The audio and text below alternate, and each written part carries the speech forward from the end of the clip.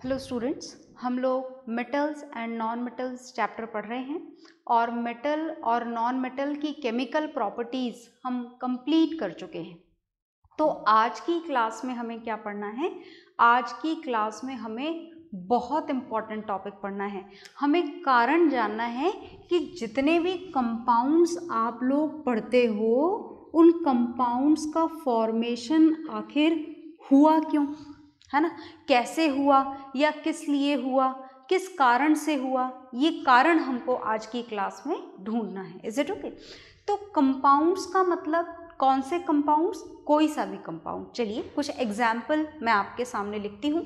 जैसे आपने देखा कि सोडियम जो है वो कंपाउंड बनाता है सोडियम क्लोराइड। तो आखिर सोडियम ने सोडियम क्लोराइड क्यों बनाया, है ना? सोडियम की फॉर्म में और क्लोरीन की फॉर्म में ही क्यों नहीं रह जाता नेचर में अलग अलग सेपरेटली, है ना? आखिर क्यों ये सोडियम क्लोरीन से जुड़ा, किस कारण से जुड़ा? और देखिए, जैसे हमने और भी कंपाउंड्स पढ़े हैं। For example, another example is magnesium oxide. यहाँ पर भी वही सेम क्वेश्चन कि आखिर ये मैग्नीशियम ऑक्सीजन से जुड़ा क्यों, है ना? मैग्नीशियम अलग और ऑक्सीजन अलग क्यों नहीं रहते नेचर में, ये किस कारण से जुड़ गए? Is it okay? और देखिए, another example is carbon dioxide. Examples are different but the question is same, है ना? क्वेश्चन यहाँ पर भी सेम है कि आखिर ये कार्बन इस ऑक्सीजन से क्यों जुड़ा, कार्बन डाइऑक्साइड क्यों बना, कार्बन और ऑक्सीजन की फॉर्म में ही नेचर में क्यों नहीं रहा? Is it okay? तो इसके जुड़ने के पीछे क्या कारण है?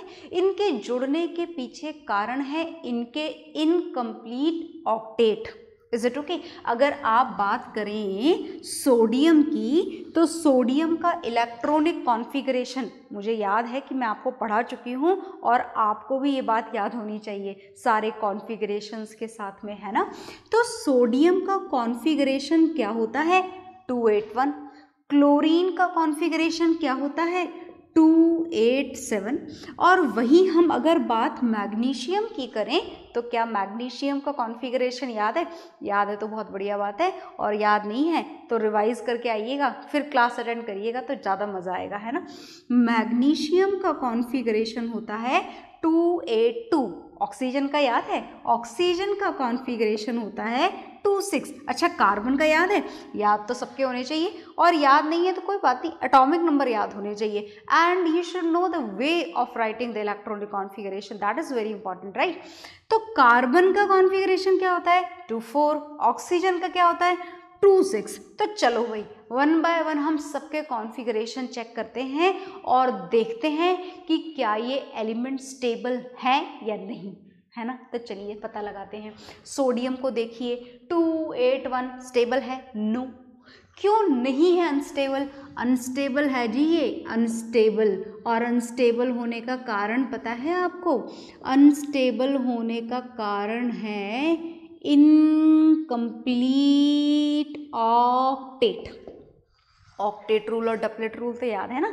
तो देखो, ये अनस्टेबल है, यस। आउटरमोस्ट शेल में कितने इलेक्ट्रॉन हैं? 1। कितने होने चाहिए? 8। ये भी अनस्टेबल है, आउटरमोस्ट शेल में 7। ये भी। तो ये सारे के सारे एलिमेंट क्या हैं? अनस्टेबल।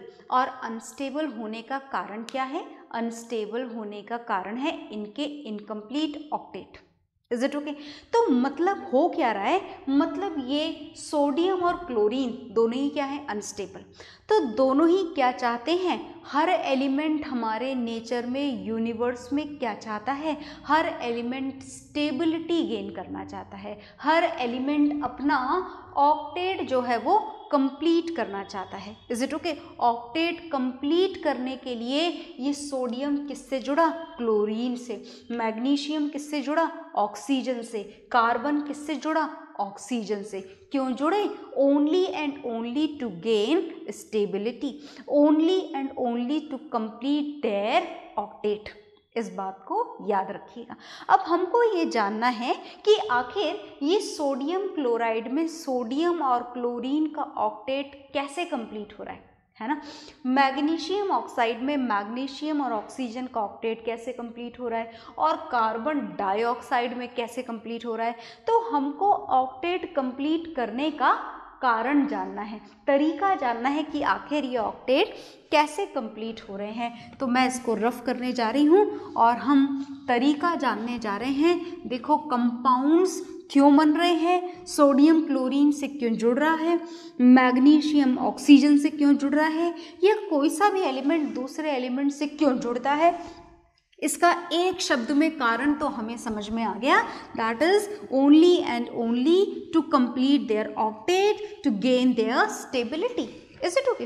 अब ये स्टेबिलिटी गेन करने के, ऑक्टेट कंप्लीट करने के अलग अलग तरीके हैं। आपने पढ़ा था केमिकल रिएक्शन एंड इक्वेशन में, कोई एलिमेंट है जो इलेक्ट्रॉन डोनेट करके स्टेबिलिटी गेन करता है, कोई एलिमेंट है जो इलेक्ट्रॉन गेन करके स्टेबिलिटी गेन करता है, कोई एलिमेंट है जो इलेक्ट्रॉन शेयर करके स्टेबिलिटी गेन करता है।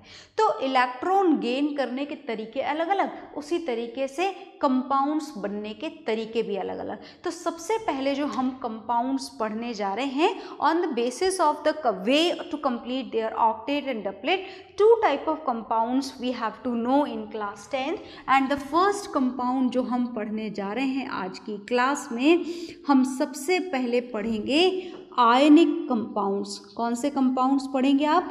आयोनिक कंपाउंड्स आप लोग पढ़ने जा रहे हैं।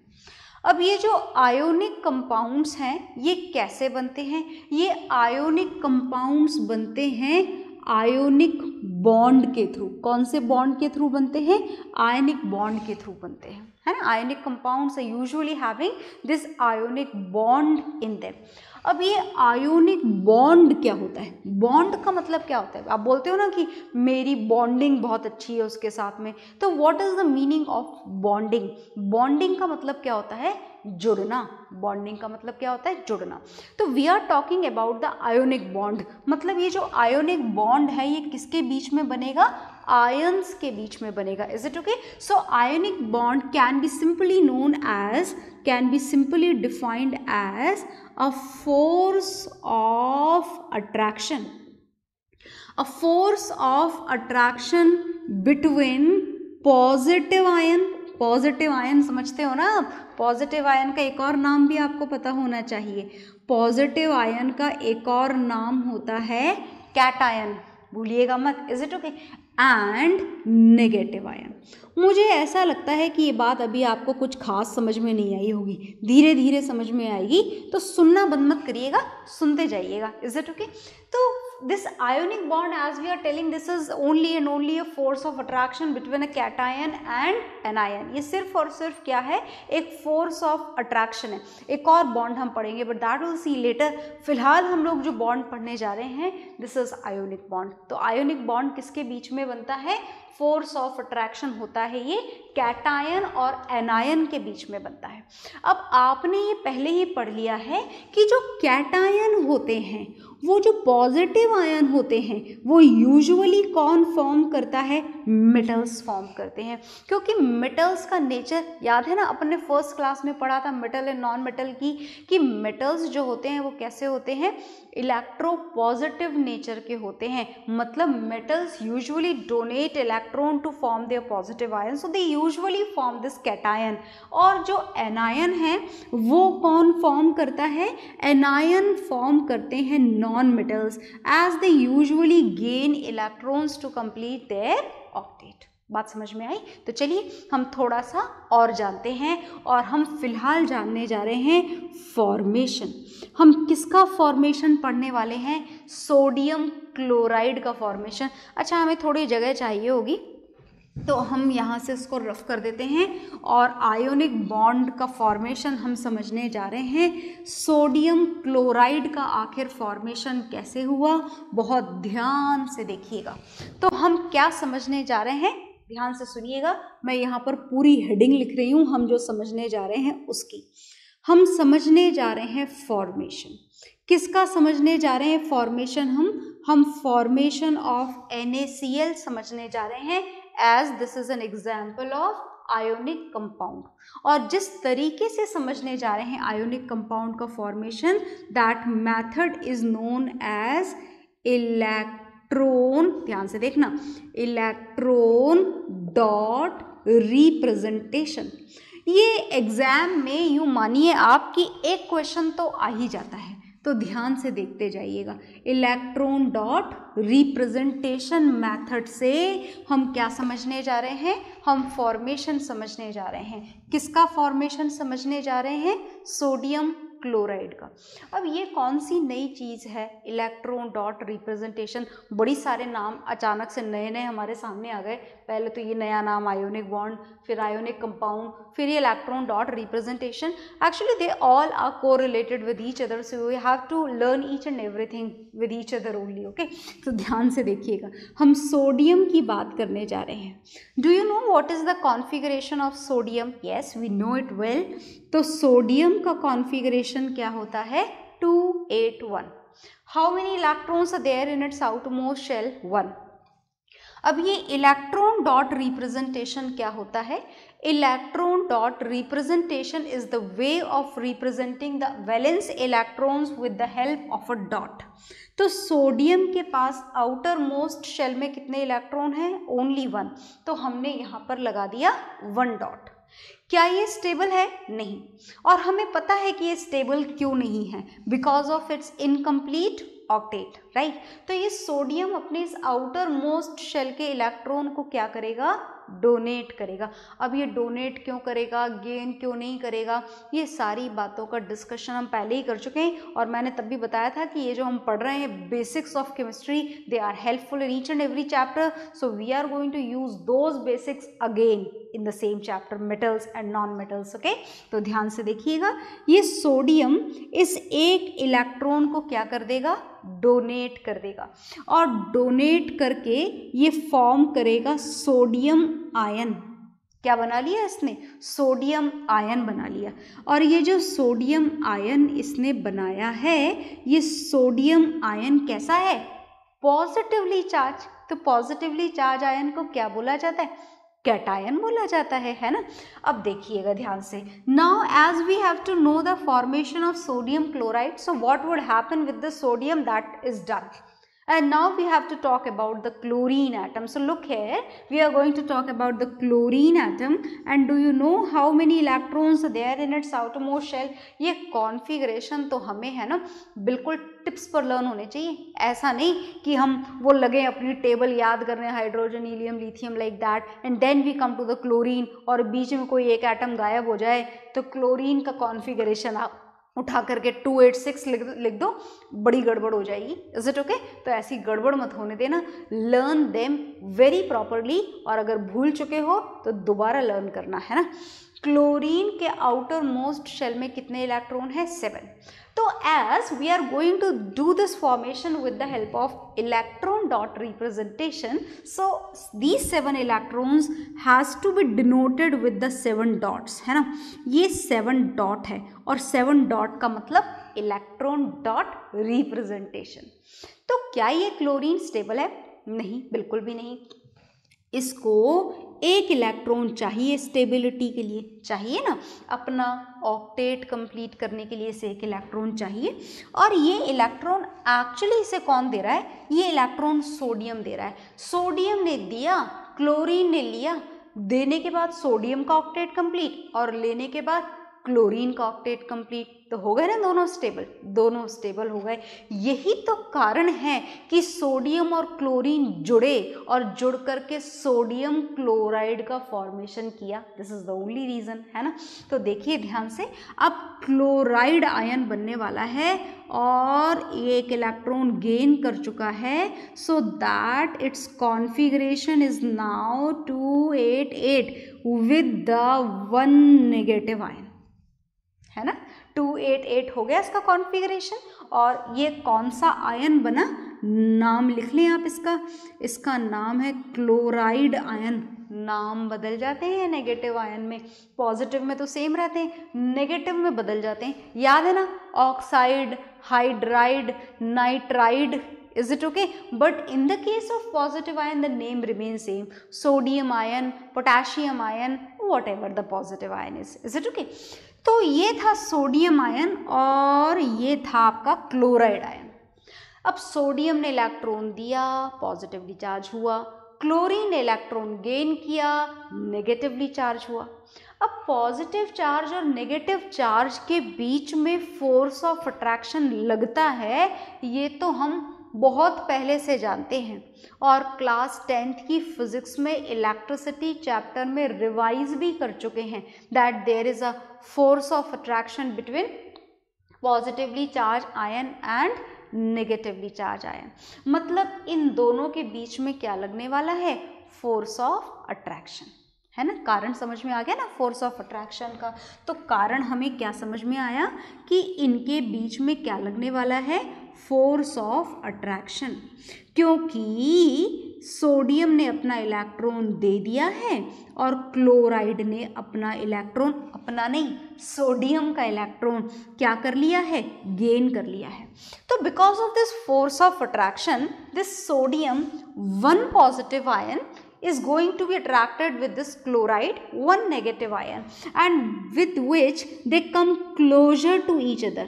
Because of this force of attraction they come closer to each other. ये एक दूसरे के पास आ जाते हैं force of attraction के कारण और एक दूसरे के 1+1- चार्ज को कैंसिल कर देते हैं, न्यूट्रलाइज कर देते हैं। So it can be written in this way also NaCl, क्योंकि सोडियम के 1+ चार्ज ने क्लोराइड के 1 नेगेटिव चार्ज को क्या कर दिया, न्यूट्रलाइज कर दिया। मतलब finally this sodium chloride now has no charge on it and they both are bonded with each other because of only and only force of attraction between this positive charge ion and this negative charge ion, and this force of attraction is known as ionic bond. Is it okay? तो ionic bond की definition क्या हो गई, समझ में आ गया ना। ionic bond is just force of attraction between positively charged ion and negatively charged ion. तो इस फोर्स ऑफ अट्रैक्शन के कारण ये जुड़े हुए हैं, मतलब रस्सी से नहीं बांधा है सोडियम और क्लोरीन को एक दूसरे के साथ में। Is it okay? They are just attracted towards each other because of the oppositely charge ions. Is it okay? And because of this only this bond is known as ionic bond, and all those compound which have ionic bond in them are known as ionic compounds. That means sodium chloride is an example of ionic compound. So whatever is there on the board, you just note it down, then we will learn some another example of ionic compound. Okay?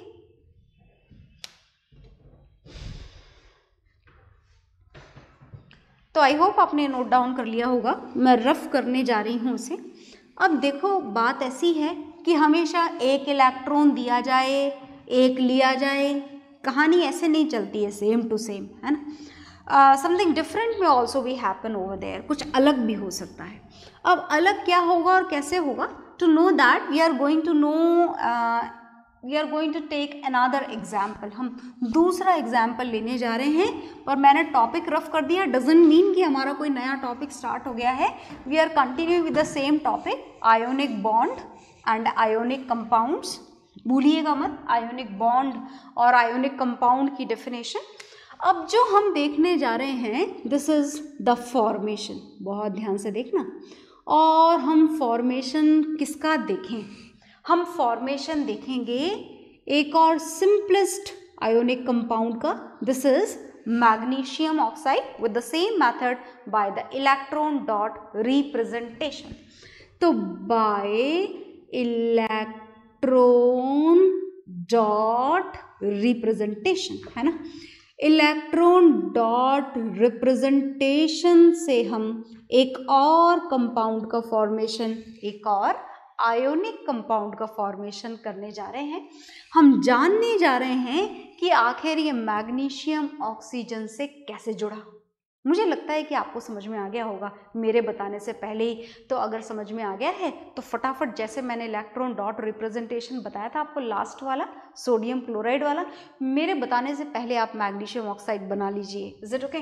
तो चलिए मैं अपना काम करती हूँ और आप मुझसे पहले अपना काम कर लें तो बड़ा मज़ा आएगा। तो first we are going to write down the structure for this magnesium, and for that we have to know the configurations of these elements, and the configuration of magnesium is 282. so how many electrons are there in its outermost shell? only 2. तो कितने dot लगाओगे magnesium के ऊपर? ये एक dot और ये दूसरा डॉट। ठीक बात? बिल्कुल ठीक बात। स्टेबल है? No. How many electrons are there? 2. How many it should be? 8. ये हम पहले पढ़ चुके हैं, तो will not discuss it more, ज़्यादा डिस्कशन नहीं करेंगे हम इसका, है ना। हम 2 इलेक्ट्रॉन डोनेट करवा देंगे और 2 इलेक्ट्रॉन डोनेट करते ही ये मैग्नीशियम किस में कन्वर्ट हो जाएगा? Mg2 पॉजिटिव आयन में। स्टेबल है? अब स्टेबल हो गया है, क्योंकि अब इसका कॉन्फ़िगरेशन क्या हो गया है? 2,8. क्या बन गया है ये बना है मैग्नीशियम आयन, है ना जी, मैग्नीशियम आयन। और एक खास बात और है इसकी कि ये कौन सा आयन है? Positively charge ion. क्या बोलते हैं हम पॉजिटिवली चार्ज आयंस को? पॉजिटिवली चार्ज आयंस को हम बोलते हैं cation. Okay, and now we have to combine this magnesium with oxygen, so the same has to be done for oxygen also. तो अब हम ये काम ऑक्सीजन के लिए करते हैं। देखिएगा ध्यान से, ये ऑक्सीजन कॉन्फ़िगरेशन याद है ना? ऑक्सीजन का कॉन्फ़िगरेशन बहुत अच्छे से याद होने चाहिए आपको। ऑक्सीजन के कॉन्फ़िगरेशन को हम लिखने जा रहे हैं, एंड व्हाट इट इज? 2,6. मतलब कितने डॉट लगाने हैं हमको? 6 डॉट। इलेक्ट्रॉन डॉट रिप्रेजेंटेशन पढ़ रहे हैं हम, है ना, तो हम 6 डॉट लगाएंगे। ये 1 2 काउंट करते रहना, सही लग रहा है नहीं, डॉट बिल्कुल काउंटिंग के साथ लगने चाहिए और क्लियर डॉट लगने चाहिए, है ना। ऐसा मत करना कि एग्जाम में ऑक्सीजन लगा और 1 2 3 4 पता ही नहीं लगे कौन सा डॉट कहाँ पर है, ऐसे नहीं लगाइएगा। Okay, clear dot representation should be done, right. तो हमने ऑक्सीजन लिख दिया है यहाँ पर और 6 डॉट लगा दिए हैं। क्या ये ऑक्सीजन स्टेबल है? क्या इसका ऑक्टेट कंप्लीट है? बिल्कुल भी नहीं। कितने इलेक्ट्रॉन्स होने चाहिए इसके आउटर मोस्ट शेल में? 8 इलेक्ट्रॉन्स। कितने हैं इसके पास में? ओनली 6। तो ये मैग्नीशियम जो 2 इलेक्ट्रॉन डोनेट कर रहा है, उन्हीं 2 इलेक्ट्रॉन को ये ऑक्सीजन क्या कर लेगा? गेन कर लेगा। क्यों गेन करेगा? स्टेबिलिटी गेन करने के लिए। हमारी केमिस्ट्री में जो भी होता है सिर्फ स्टेबिलिटी गेन करने के लिए होता है। मोर स्टेबिलिटी की तरफ रिएक्शंस जो हैं वो मूव करती हैं, है ना। जो चीज़ ज़्यादा स्टेबल है उसके बनने के चांसेस भी ज़्यादा होते हैं, ठीक है। तो ये ऑक्सीजन है और ऑक्सीजन के आउटर मोस्ट शेल में अब कितने इलेक्ट्रॉन्स हो जाएंगे? 8। तो 8 डॉट्स लगाएंगे हम, पर सिर्फ इलेक्ट्रॉन 8 नहीं होंगे, चार्ज भी आ जाएगा। As this oxygen is going to gain 2 electron, so it will be charge. और चार्ज लगते ही नेगेटिव आयन का नाम भी क्या हो जाता है? चेंज हो जाता है। इसका कॉन्फ़िगरेशन भी अब कितना हो गया? Same as that of the magnesium. तो देखा आपने, मैग्नीशियम और ऑक्सीजन दोनों अपने नियरेस्ट इनर्ट गैस कॉन्फ़िगरेशन पे पहुंच चुके हैं, which is of neon element, number 10th element. याद है ना, element 10th, neon, configuration is 2,8। Okay, तो ये जो 2,8 है इसका नाम क्या हो चुका है? अब इसका नाम हो चुका है ऑक्साइड आयन। और ये कौन सा आयन है? एनायन। एनायन का मतलब negatively charge ion. Now what would happen? जानते हैं अब आप क्या होगा? There will be a force of attraction between this cation and anion. Okay, तो चलिए हम लिख देते हैं आगे, ध्यान से देखिएगा। ये मैग्नीशियम आयन है which is positively charge ion, and next is oxide ion which is a negatively charged ion. So a force of attraction will be there between both of them. Okay, and because of this force of attraction, this magnesium ion comes closer to the oxide ion only and only because of force of attraction. And this force of attraction between this positive ion and negative ion in our chemistry is known as ionic bond. क्या बोला जाता है इसको? Ionic bond बोला जाता है। तो ये जो आयोनिक बॉन्ड है ये सिर्फ और सिर्फ क्या है? Force of attraction. और इस फोर्स ऑफ अट्रैक्शन के कारण जिसकी वजह से ये दोनों पास में आ चुकी हैं, ये दोनों एक दूसरे के चार्ज को क्या कर देंगे? कैंसिल कर देंगे, न्यूट्रलाइज कर देंगे। ये 2 + 2 कैंसिल हो जाएगा और न्यूट्रलाइजेशन के थ्रू आपको कंपाउंड मिल जाएगा आपका मैग्नीशियम ऑक्साइड। याद रखिएगा कि मैग्नीशियम और ऑक्सीजन के बीच में कौन सा बॉन्ड है? ionic bond, and because of this only this compound magnesium oxide is an example of ionic compound। ये किसका एग्जाम्पल है? आयोनिक कंपाउंड का एग्जाम्पल है। ठीक है, नाम भी लिख देते हैं चलिए इसका।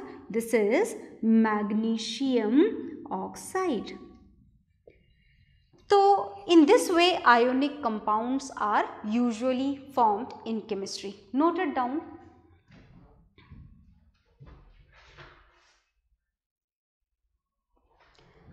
तो आप इस एग्जाम्पल को नोट डाउन कर चुके होंगे। इसके बाद में हमें आयोनिक कंपाउंड्स के बारे में और भी बहुत कुछ पढ़ना है, कुछ एग्जाम्पल्स और देखेंगे हम, पर वो सब काम हम करेंगे नेक्स्ट क्लास में। Okay, bye everyone.